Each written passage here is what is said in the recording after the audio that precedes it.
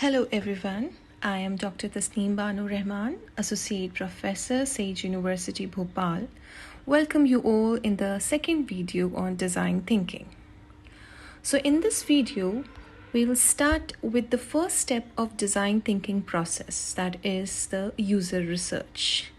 In the last video, I talked about what is design thinking and what is design thinking process. So we'll start with the first step, that is the research. Research really begins with asking the right research questions. So here we'll be talking what is user research, why is user research important, the purpose and the stages of user research. Why is user research important, or what is the purpose of user research? So user experience research is a systematic investigation of your users in order to gather insight that will inform the design process. With the help of various user research techniques, you'll set out to understand your users' needs, behavior, attitudes, and pain points. What all user research has in common is that it helps place people at the center of your design process and your product. Since we have already discussed the definition of design thinking, that it's always a user-centric approach. So yes, here also we'll be focusing more on the people. User research fits into every workflow, every role, and every product. It helps to produce new knowledge or deepen understanding of a feature or issue. User research helps us understand people's lives in a better way, to transform their needs into products. So, the purpose of user research is to put your design project into context. It helps you understand the problem you are trying to solve. It tells you who your users are and in what context they'll be using your product or service, and ultimately what they need from you, the designer. Throughout the design process, the research, that's the user research, will help you in many ways. It will help you identify problems and challenges, validate or invalidate your assumptions, find patterns and commonalities across your target user groups, and put plenty of light on your users' needs, goals, and mental models. So here you can see some example of why a user research is important before proceeding ahead to build up a product or a service. So user research the purpose is to inspire design, to evaluate your solutions, and to measure your impact. User research is often divided into quantitative and qualitative method. So these are the two stages of the user research, that's the qualitative data and the quantitative data. Qualitative data is descriptive data, which looks more at how people think and feel. It helps to find your users' opinion, problems, reasons, and motivations. Whereas the quantitative data is generally a numerical data that can be measured and analyzed, looking more at the statistics.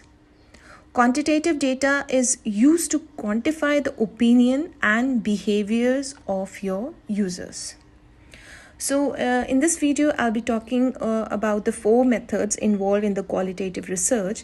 That's one-to-one interview, focus groups, ethnographic research, case study research. So, one-to-one interview.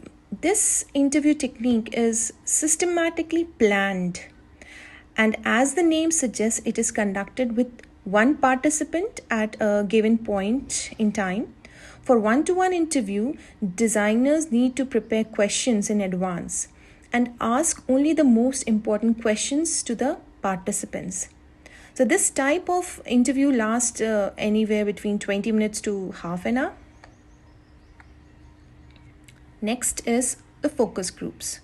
Focus groups are small groups comprising of around 6 to 10 participants who are usually experts in the subject matter.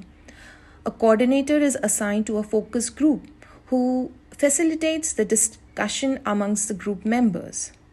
A coordinator's experience in conducting focus group plays an important role.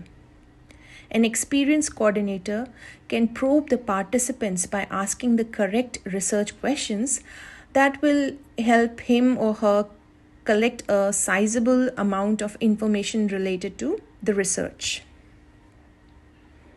Next is ethnographic research. Ethnographic research is an in-depth form of research where people are observed in their natural environment with any alterations.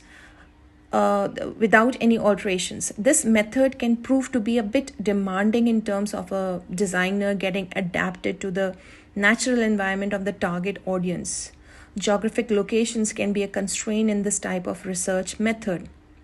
Instead of conducting interviews, a designer needs to experience the settings in person to collect information.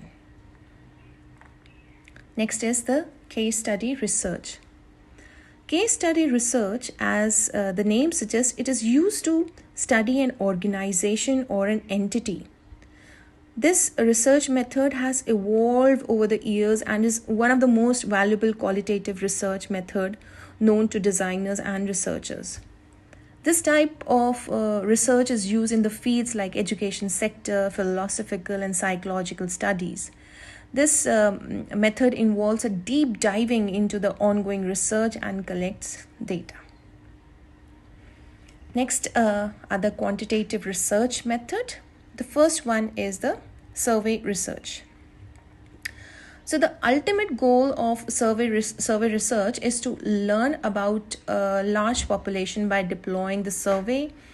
Online surveys are a popular mode of research as they are convenient and can be sent in an email or made available on the internet. You might have received many on WhatsApp also, and emails also. So in this method, a designer designs a survey with most relevant survey questions and deploy the survey. After receiving the responses, the designer summarizes all the meaningful findings and data. The descriptive research. It is a quantitative research method which corresponds to identifying the characteristics of an observed phenomena and collect more information. So this research method is designed to depict the participants in a very systematic and accurate manner. In simple words, descriptive research is all about describing the phenomena, observing and drawing conclusion from it. Correlational research is a type of a non-experimental research method in which a researcher measures two variables, understands and assesses the statistical relationship between them with no influence from any extraneous variable. And the main aim of correlational research is to identify variables that have some sort of relationship to the extent that a change in one creates some change in another. Let's take an example. If there are multiple pizza trucks in the areas and each one has a different jingle, we would memorize it all and relate the jingle to its pizza truck. So this is what correlational research precisely is, establishing a relationship between two variables, jingle and distance of the truck in this particular example. So here an image has been shown and it's an example of negative correlational, and it says that you have missed most of your classes. No wonder your grades are lower than usual. So the relation is negative, and the two variables here exist are the classes and the grades.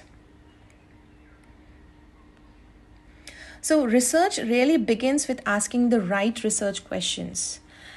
So this is for today. We will definitely continue with the differences between these two methods, the purpose of the user research, and some examples of it I'll be putting in the next video.